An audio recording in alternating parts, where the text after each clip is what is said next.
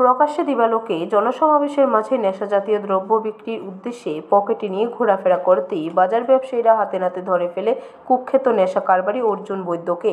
সোমবার সকালে ১ নং টিলা বাজারে এসেছিল নেশাজাতীয় দ্রব্য হেরোইন ভর্তি কৌটা নিয়ে বিক্রির উদ্দেশ্যে।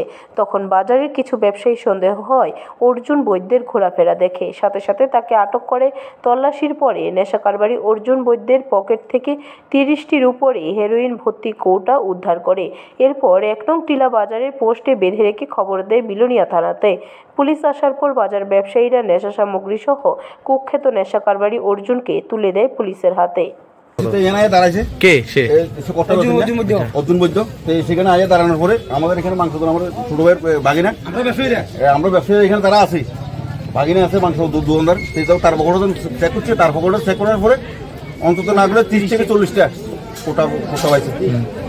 ব্যুরো রিপোর্ট, খবর ত্রিপুরা।